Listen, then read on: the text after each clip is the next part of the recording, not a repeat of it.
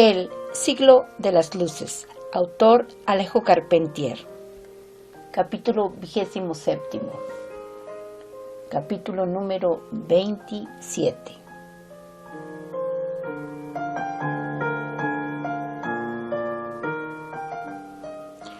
Transcurrieron varios meses en los mismos afanes y quehaceres. Barthélemy, que iba siempre a lo seguro y afrontable, sin dárselas de azote de los mares, tenía un providencial olfato para dar con la presa peor defendida y mejor cargada. Fuera de un feo encuentro con un buque danés de Aliona, cuya tripulación se defendiera con brío, negándose a arriar la bandera y embistiendo las naves que se atravesaban en su paso, la escuadrilla llevaba una vida apacible y próspera.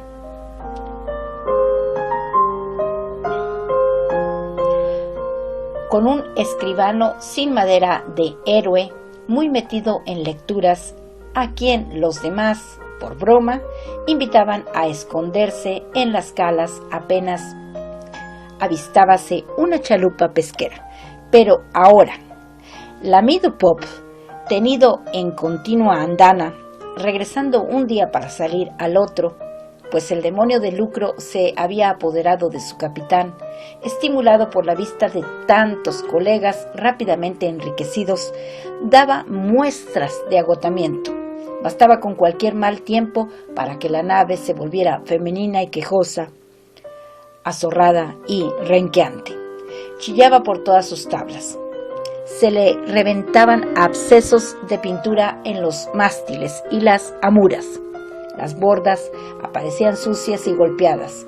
Fue necesario proceder a reparaciones que arrojaron a Esteban de súbito en una Guadalupe cuyas transformaciones no había podido observar cabalmente en las breves escalas de los últimos tiempos.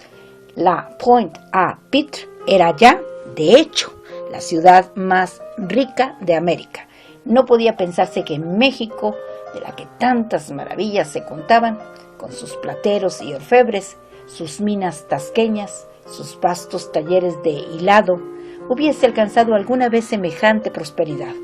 Aquí el oro rebrillaba al sol en un desaforado correr de luises, torneses, cuádruples, guineas británicas, moedas portuguesas, troqueladas con las efigies de Juan V, la reina María y Pedro III, en tanto que la plata se palpaba en el escudo de 6 libras, la piastra filipina y mexicana a más de 8 monedas de vellón, recortadas, agujereadas, desmenuzadas a la comodidad de cada cual. Un vértigo se había apoderado de los pequeños tenderos de ayer, pasados a ser armadores de corsarios, uno por medios propios, otros reunidos en sociedades y comanditas. Las viejas compañías de indias con sus arcas y alajeros se remozaban en este remoto extremo del mar Caribe, donde la revolución estaba haciendo, y muy realmente, la felicidad de muchos. El registro de presas engrosaba sus folios con la enumeración de 580 embarcaciones de todo tipo y procedencia, abordadas, saqueadas o traídas a rastras por las flotas. Ya interesaba poco lo que en tales días pudiese ocurrir en Francia. La Guadalupe se bastaba a sí misma, vista ya con simpatía y hasta con envidia por algunos españoles del continente que recibían su literatura de propaganda a través de las posesiones holandesas, y era portentoso espectáculo el de los desembarcos de aventureros cuando, volviendo de alguna correría afortunada, bajaban de las naves llevando por las calles una rutilante parada, exhibiendo muestras de indiana, muselinas anaranjadas y verdes, sederías de Masuripatán, turbantes de Madrás, mantones de Manila y cuantas telas preciosas podían hacer tremular ante los ojos de las mujeres. Ostentaban un milagrero atuendo, ya establecido por la moda local, que, sobre sus pies descalzos, o de medias puestas sin zapatos, alzaba un tornasol de casacas galoneadas, camisas guarnecidas de pieles y cintajos en los cuellos, sin que les faltara, y era cuestión de pundonor, el empenachado remate del sombrero de fieltro, medio caído de alas, adornado con plumas teñidas en republicanos colores. El negro Vulcano ocultaba sus lepras bajo tales galas que parecía un emperador conducido en triunfo. El inglés Joseph Murphy, montado en zancos, golpeaba sus címbalos al nivel de los balcones, e iban todos al salir de sus barcos escoltados por los vítores de la multitud, al barrio del Morne à Cail, donde un compañero inválido había abierto un café, o Rendez-vous de Sans-Culottes, con jaula de tucanes y sensontles, junto al mostrador, cuyas paredes estaban cubiertas de alegorías caricaturescas y dibujos obscenos trazados al carbón.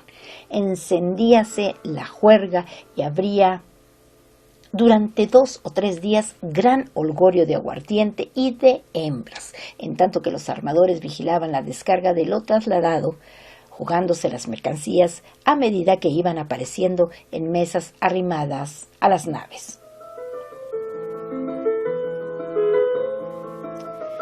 Una tarde, Esteban tuvo la sorpresa de encontrarse con Victor Hughes en el café de Morne à Cail, rodeado de capitanes que, por una vez, hablaban de cosas serias en tal lugar.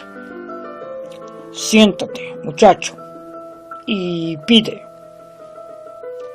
había dicho el agente del directorio, quien, elevado a tal cargo algún tiempo antes, no debía tenerlas todas consigo, a juzgar por un discurso dicho en el tono de quien busca demasiado el asentimiento ajeno, insistiendo en detalles y cifras, citando fragmentos de informes más o menos oficiales.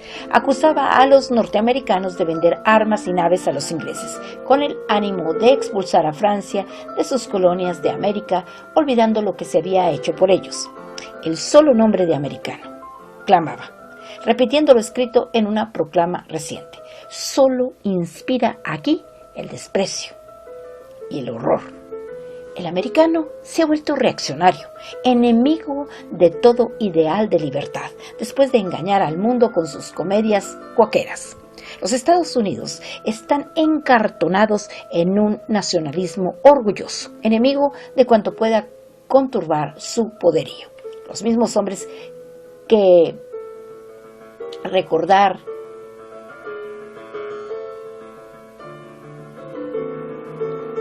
Los mismos hombres que hicieron su independencia reniegan ahora de cuánto los hizo grandes. Tendríamos que recordar a esa pérfida gente que, sin nosotros, que les hemos prodigado nuestra sangre y nuestro dinero para darles esa misma independencia, George Washington hubiera sido ahorcado por traidor. El agente se jactaba de haber escrito al directorio, instigándolo a declarar la guerra a los Estados Unidos, pero las respuestas habían revelado una lamentable ignorancia de la realidad, con invitaciones a la prudencia que pronto se transformaron en voces de alarma y llamadas al orden. La culpa era, decía Víctor, de los militares de carrera, como Pelardi, a quienes había arrojado de la colonia, tras de violentos altercados por meterse en lo que no les importaba, y que ahora intrigaban contra él en París. Invocaba los éxitos de sus iniciativas, la depuración de la isla, la prosperidad reinante. En cuanto a mí, seguiré hostilizando a los Estados Unidos. El interés de Francia lo exige. Concluyó con la agresiva firmeza de quien pretende acallar de antemano cualquier objeción.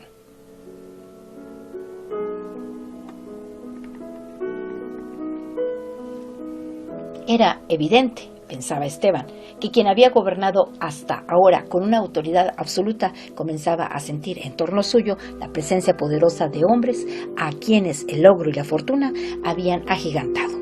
Antonio Fuet, marino de Narbona, a quien Víctor había entregado el mando de una relumbrante nave de arbolladuras a la americana, con bordas de caoba revestidas de cobre, estaba hecho un personaje de epopeya, aclamado por las muchedumbres desde que había ametrallado una nave portuguesa cargando los cañones con monedas de oro a falta de otros proyectiles. Luego, los cirujanos del Sans Pareil se habían atareado sobre los muertos y heridos, recuperando el dinero encajado en sus cuerpos y entrañas a punta de escalpelo.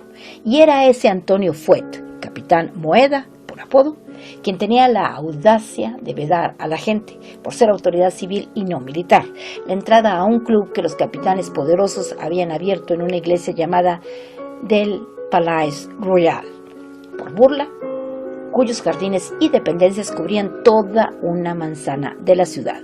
Y enterábase Esteban con estupor que la masonería había renacido, pujante y activa, entre los corsarios franceses. En el Palais Royal tenía su logia, donde se alzaban nuevamente las columnas Jaquín y Boaz. Por el efímero atajo del Ser Supremo habían regresado al gran arquitecto, a la Acacia y el mayete de Hiram Abi. Oficiaban de maestros y caballeros los capitanes Lafitte, Pierre Gros, Matthew Goy, Christophe Choyet, el renegado Joseph Murphy, Langlois Pata de Palo y hasta un mestizo llamado Petreas el Mulato, en el seno de una tradición recobrada por el celo de los hermanos Modesto y Antonio Fuet.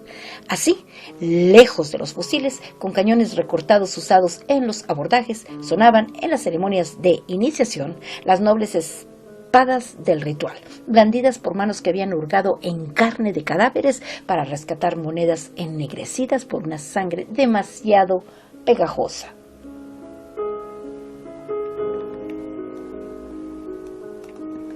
Toda esa confusión, pensaba Esteban, se debe a que añoran el crucifijo. No se puede ser torero ni corsario sin tener un templo donde dar las gracias a alguien por llevar todavía la vida a cuestas. Pronto aparecerán los exvotos a la Virgen del Perpetuo Socorro y se regocijó íntimamente observando que algunas fuerzas soterradas empezaban a minar el poderío de Víctor Hughes. Operábase en él aquel inverso proceso afectivo que lleva a desear la humillación o la caída de seres ayer admirados, cuando se vuelven demasiado orgullosos o arrogantes. Miró hacia el tablado de la guillotina, siempre erguido en su lugar, asqueado de sí mismo. Sucumbió a la tentación de pensar que la máquina, ahora menos activa, quedando enfundada a veces durante semanas, aguardaba al investido de poderes. Otros casos se habían visto. Soy un cerdo, dijo a media voz. Si fuese cristiano, me confesaría.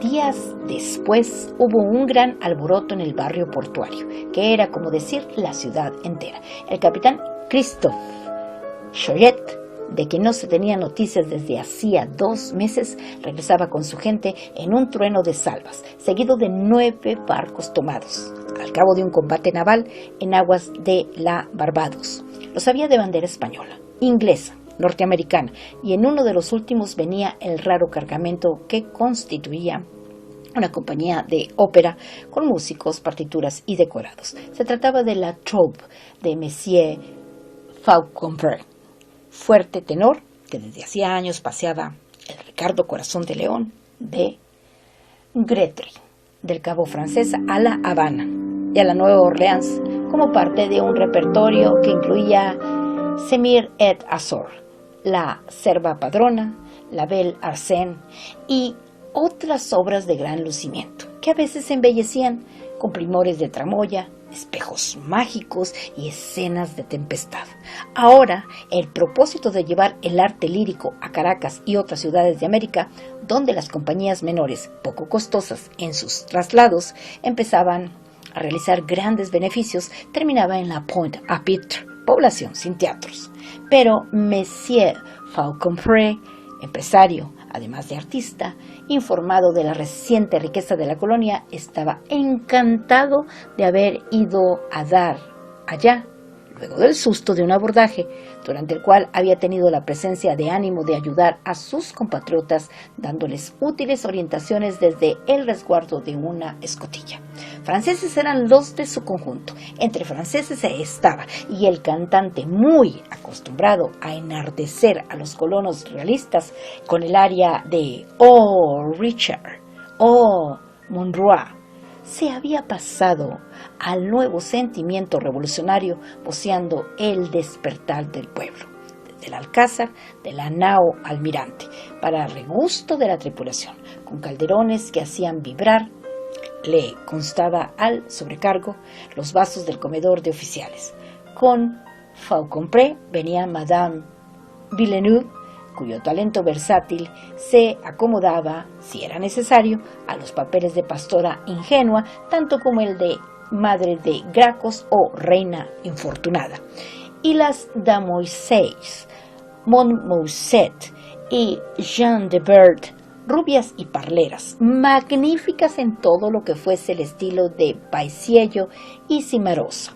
Olvidadas quedaron las naves tomadas en bizarro combate ante el desembarco de la compañía, cuyas mujeres llevaban ostentosos atuendos a la moda aún ignorada en la Guadalupe, donde poco se sabía aún de sombreros volados, sandalias a la griega, ni túnicas casi transparentes, de talle bajo pecho, que aventajaban los cuerpos ajustándose a sus escorzos.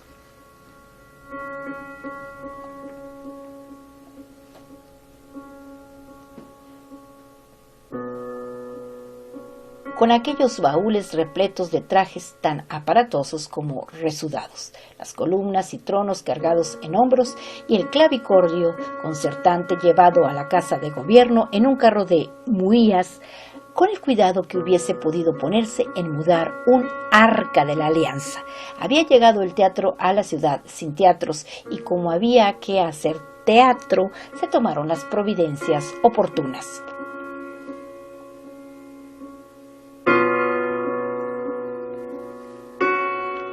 Como la plataforma de la guillotina podía servir de buen escenario, la máquina fue trasladada a un traspatio cercano, quedando en poder de las gallinas, que pasaron el sueño en lo alto de los montantes. Las tablas fueron lavadas y cepilladas para que en ellas no quedaran huellas de sangre, y tendiéndose una lona de árboles a árboles, comenzaron los ensayos de una obra preferida a todas las que se tenían en repertorio, tanto por su universal celebridad como por el contenido de ciertas coplas que habían anunciado el espíritu revolucionario. El adivino de Aldea, de Juan Jacobo. Como los músicos traídos por Monsieur Fauconpré eran poco numerosos, se trató de agrandar el conjunto con instrumentistas prestados por la banda de cazadores vascos, pero ante la poca ciencia de gente empeñada en ejecutar gallardamente sus partes con 5 compases de retraso, el concertador de la compañía prefirió prescindir de sus servicios, quedando el acompañamiento del canto a cargo de la tecla, unas pocas maderas y los imprescindibles violines que Monsieur Hans se había encargado de adiestrar. Y hubo función de gala, una noche, en la Plaza de la Victoria, noche de gala donde se volcó repentinamente el nuevo riquismo de la colonia.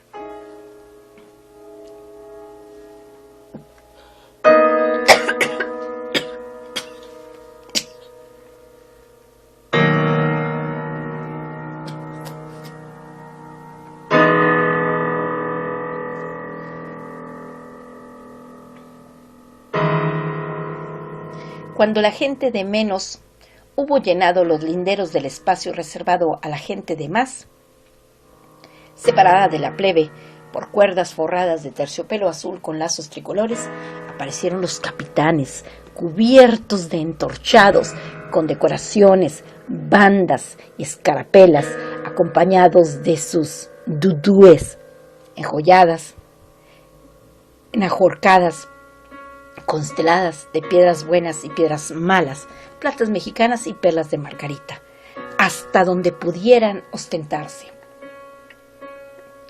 Esteban llegó con una Mademoiselle Athalie Bayassé, rutilante y transfigurada, encendida de lentejuelas, en cueros bajo una túnica griega a la moda del día.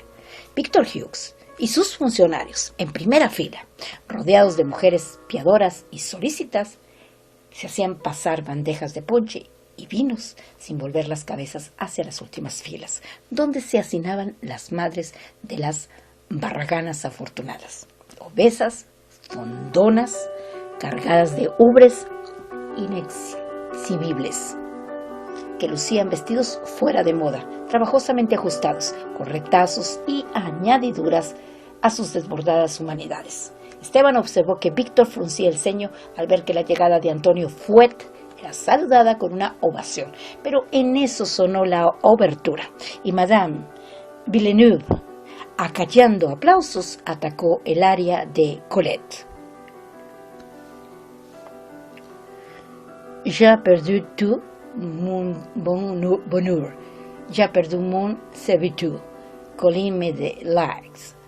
Apareció el adivino con engolado acento de Estrasburgo y prosiguió la acción en medio del gozo general, muy olvidado del gozo que no hacía mucho tiempo promoviera en tal lugar la novedosa acción de la guillotina. El público, muy agudo en lo de agarrar alusiones al paso, supo aplaudir las estrofas dotadas de algún contenido revolucionario que el personaje de Colin, interpretado por Monsieur Falcompré, se afanaba en señalar con guiños dirigidos a la gente del directorio y a los oficiales y capitanes acompañados de sus amigas. Je vais revoir ma charmante maltraise. Adieu château, grandeur, richesse. Que des signes d'importance voudrait avoir sa foi, malgré toute leur puissance. Ils sont moins heroiques que moi. Y sonaron clamores de entusiasmo al llegarse al final, que fue preciso repetir 5 veces ante la insaciable exigencia del público.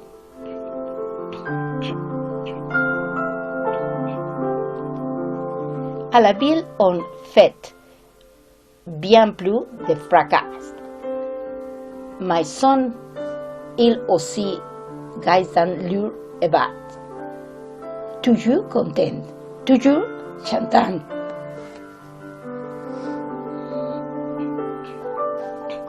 Beurt sans phare, plaisir sans art. Tous leurs concerts ballets ils. Nos musettes.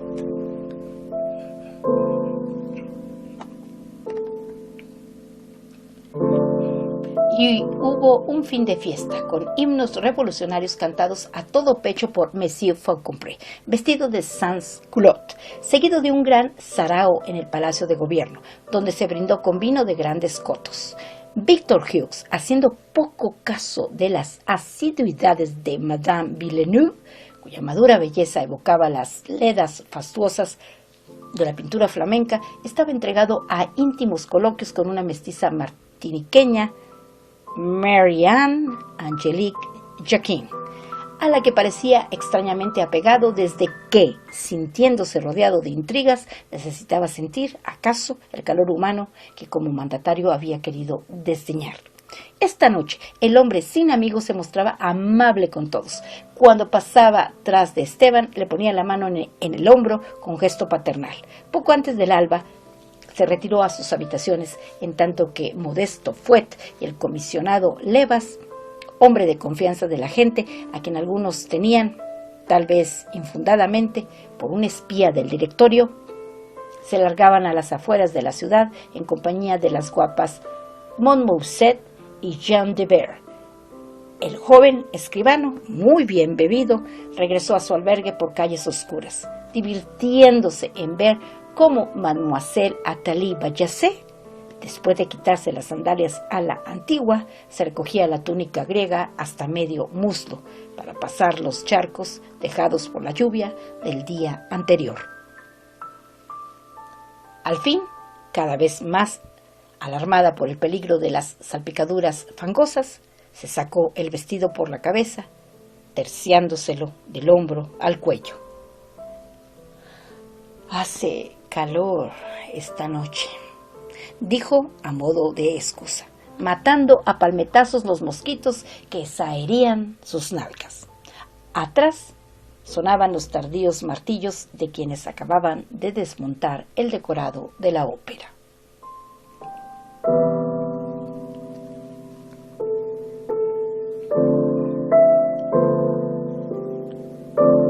Aquí termina el capítulo 26.